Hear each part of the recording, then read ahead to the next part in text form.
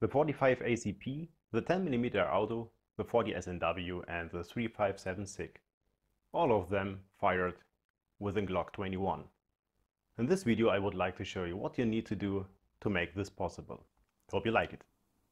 Because of gun law here in Germany, I can't buy a Glock 20 as easy as I can buy a complete upper. So I did this. I bought a complete upper, a Glock 20 and 10mm auto. They both use the same frame, so all I have to do is change the upper. Before I do so, a quick safety check. There's nothing in the gun. Dry fire in a safe direction. And now I can change the complete upper. With this I'm able to shoot the 10mm auto. And with this there is the basis for another two calibers. All I need now is a magazine in 10mm, and here you can see it fits the frame from my Glock 21 very good. Okay, but now convert it to 40 Smith & Wesson and the 357 SIG.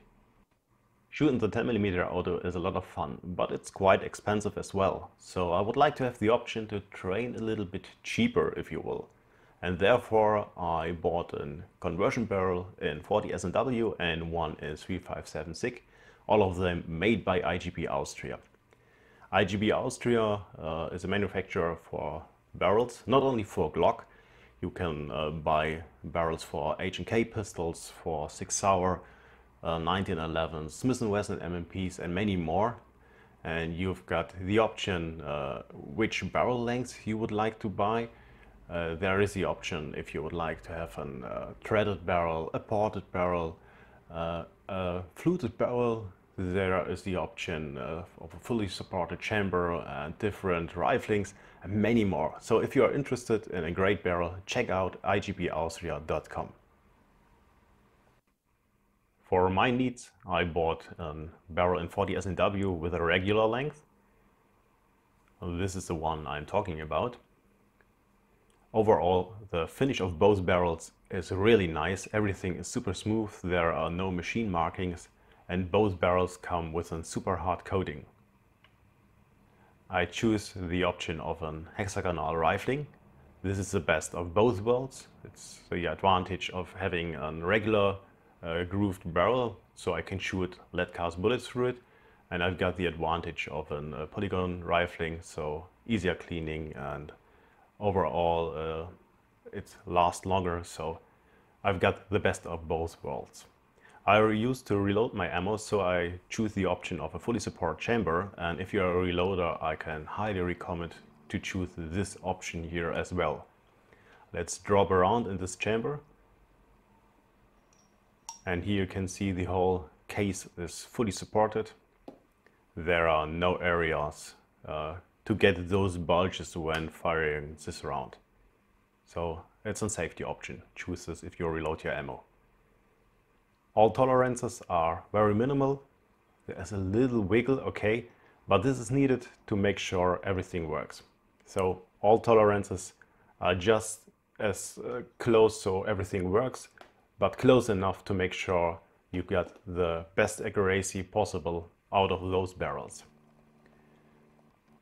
The conversion barrel in 357 SIG is a threaded one, so I am able to put a compensator on.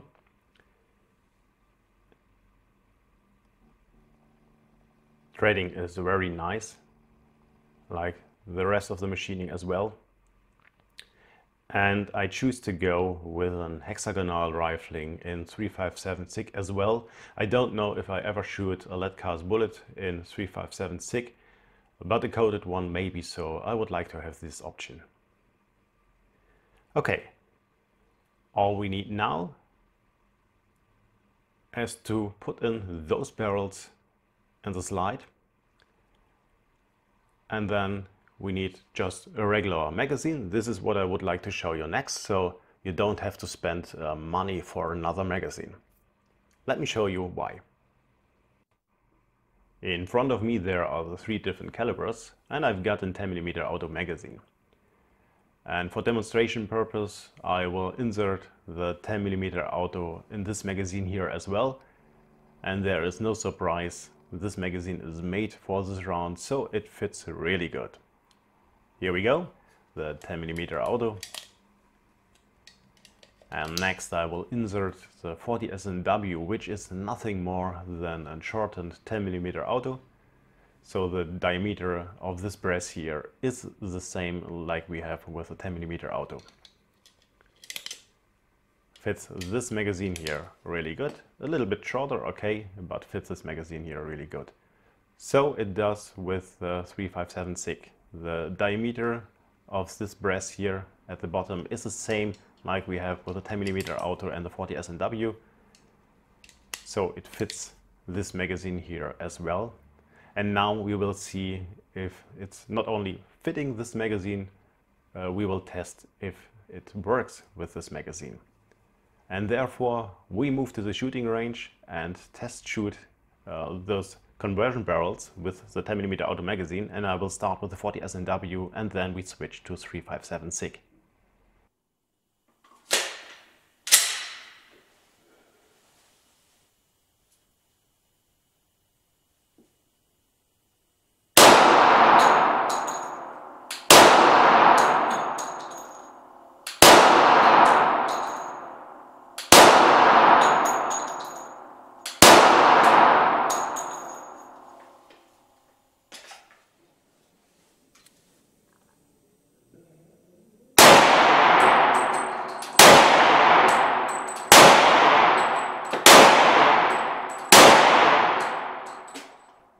Both barrels passed the function test, and now let's go to the accuracy part.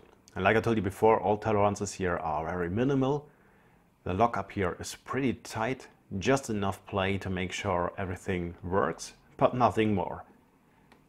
Okay, now let's move to the shooting range and test the accuracy. Distance to target is 25 meters and I will shoot 10 rounds in each caliber.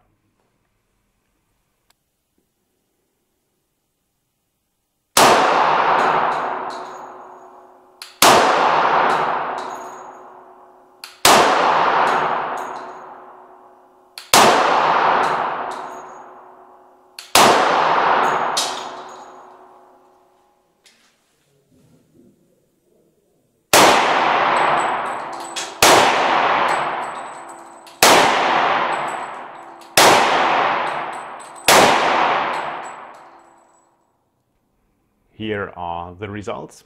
I start with the 40 S&W. I think this 10-shot group here is pretty decent, 25 meters offhand. Okay, it goes a little bit to the left and high, which is caused by me, so don't blame the barrel for this, that's my fault. I think a better shooter would do better with those barrels. Accuracy is pretty decent. And for all of you who are thinking why to go with an IGB Austria barrel, in my case it was the fully support chamber, the hexagonal rifling. Both barrels come with the option of CIP markings, which are needed here in Germany. And my experience.